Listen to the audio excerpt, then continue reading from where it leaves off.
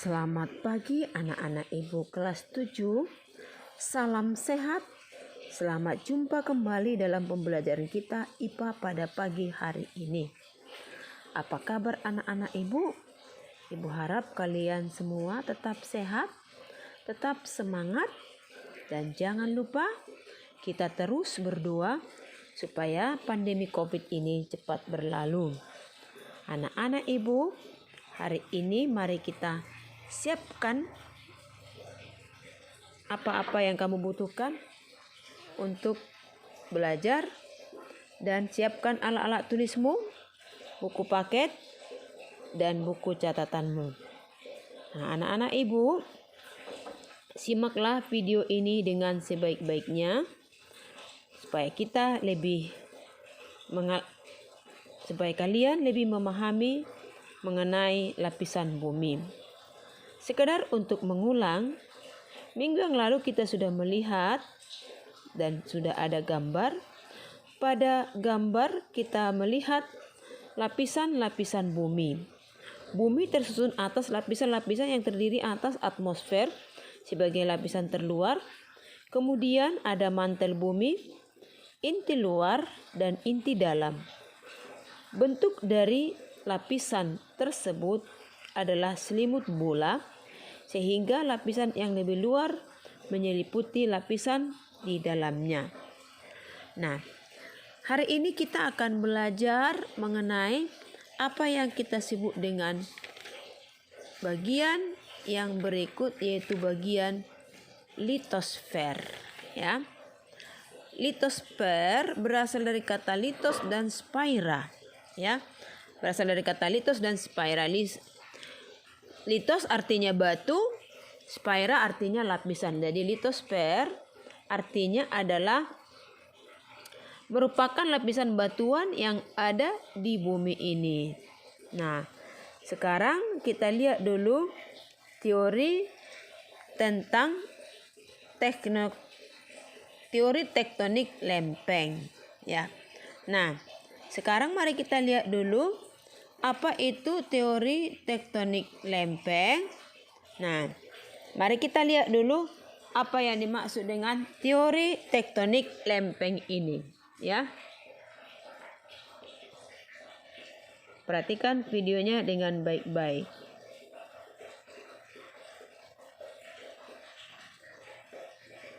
Nah, anak-anak ibu,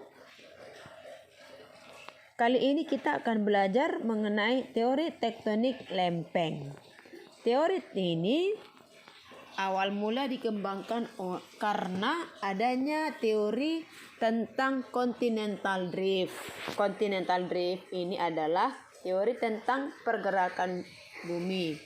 Kemudian setelah teori continental drift, muncullah teori seafloor spreading. Seafloor spreading ini adalah teori pergerakan dasar laut. Dari dua teori yang ditemukan ini dan sudah dikembangkan, continental drift dan seafloor spreading, maka muncullah teori tektonik lempeng. Ya. Nah, sekarang kita lanjutkan. Kita lihat dulu teori continental drift atau teori pergerakan benua. Nah, Alfred Wegener berpendapat bahwa benua itu bergerak. Awalnya, benua di permukaan bumi ini terdiri dari satu kesatuan utuh yang disebut dengan panjera. Karena adanya pergerakan benua, maka panjera tersebut mulai terpisah-pisah menjadi beberapa benua yang kita kenal saat ini. Misalnya benua Eropa, benua Asia, benua Australia, benua Antartika. Nah, hal ini merupakan bentuk dari benua yang saat ini kita ketahui dalam gambar bahwa benua itu terpisah-pisah. Tetapi dulunya itu adalah satu. Bukti yang mendukung adalah bahwa bumi ini merupakan satu kesatuan dulunya yaitu adanya sisi-sisi pada benua Amerika dan benua Afrika itu tadinya mempunyai sisi-sisi yang seperti kita bayangkanlah seperti puzzle. Kalian pernah main puzzle kan? Jadi puzzle itu sudah ada pasangan-pasangannya. Kalau dicocokkan nanti akan jadi. Selain itu, sebaran dari flora dan fauna dan batuan sudah menjadi ciri kesamaan dari setiap satu benua yang satu dengan benua yang lain yang tadinya adalah menyatu. Nah, bukti pergerakan dari benua ini dapat kita lihat dari bentuk sebaran dari pegunungan yang ada di setiap benua. Nah, namun kelemahan pada teori ini, Alfred tidak dapat menjelaskan mengapa benua-benua tersebut bisa bergerak saling menjauh satu sama lain. Teori seafloor spreading atau teori pergerakan dasar laut ini merupakan teori selanjutnya yang dapat menjawab mengapa dasar laut bisa bergerak saling menjauh.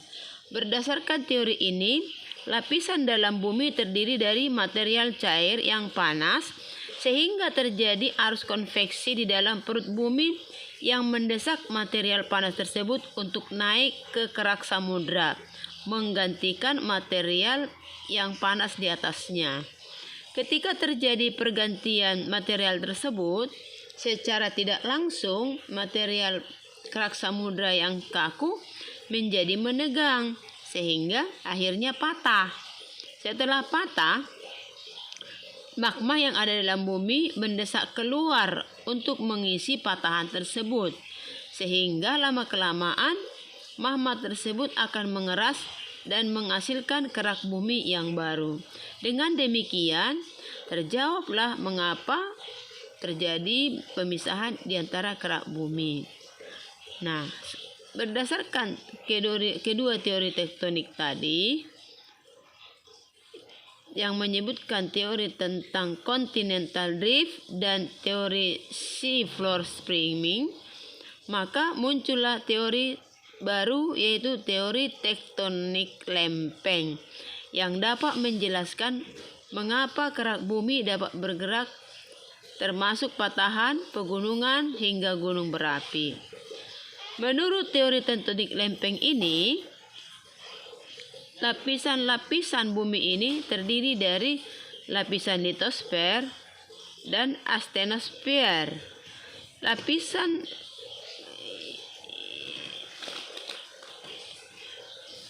Lapisan yang terdiri dari kerak bumi, mantel bumi, dan inti dalam.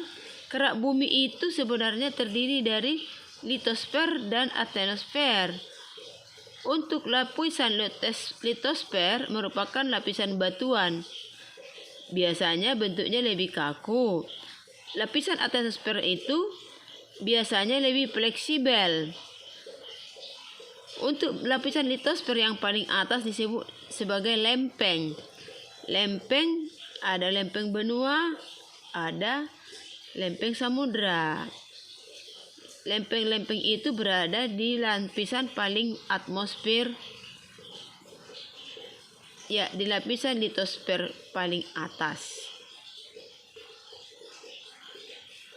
Nah, di lapisan bawah, sebelah bawah daripada astenosfer, di sini ada mantel bumi. Ya, mantel bumi itu bentuknya cairan. Astenosfer itu fleksibel.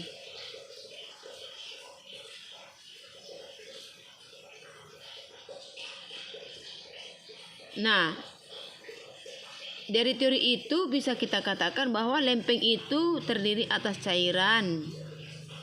Nah, terus kenapa lempeng ini bisa bergerak? Oke, seperti yang sudah disebutkan tadi,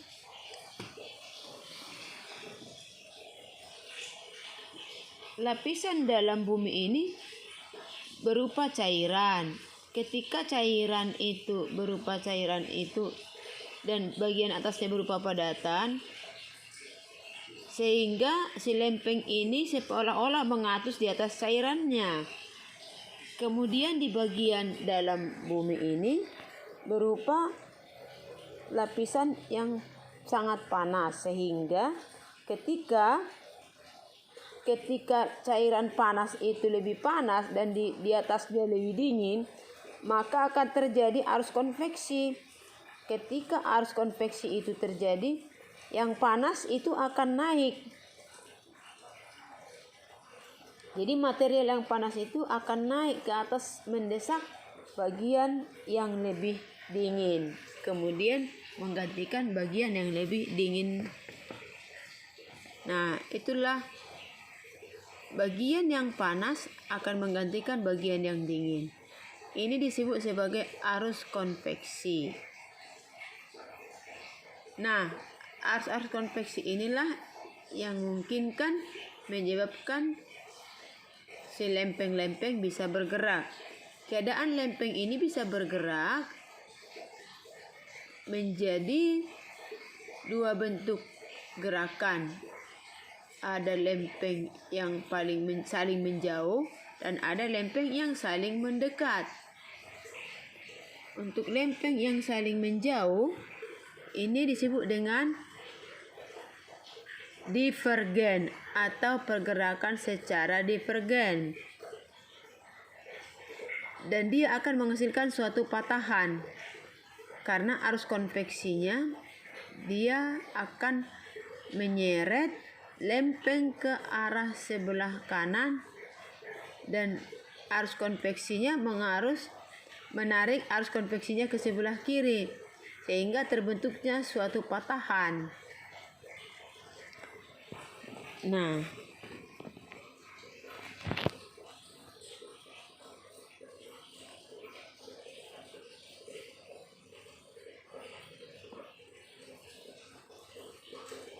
Nah, jadi kira-kira seperti itulah pergerakan lempeng itu. Nah, karena ada pergerakan ke kiri dan ke kanan, lempeng itu akan bertubrukan. Kalau terjadi tabrakan lempeng, ada dua kemungkinan yang terjadi. Dia bisa menjadi pegunungan atau menjadi gunung berapi. Nah, hal ini adalah merupakan keadaan ketika lempeng yang saling menjauh, maka akan terbentuk patahan atau sesar. Yang gambar ini adalah sesar yang ada di permukaan bumi. Ketika lempengnya saling mendekat atau saling konvergen, bergeraknya secara konvergen akan menghasilkan suatu pegunungan. Yang ini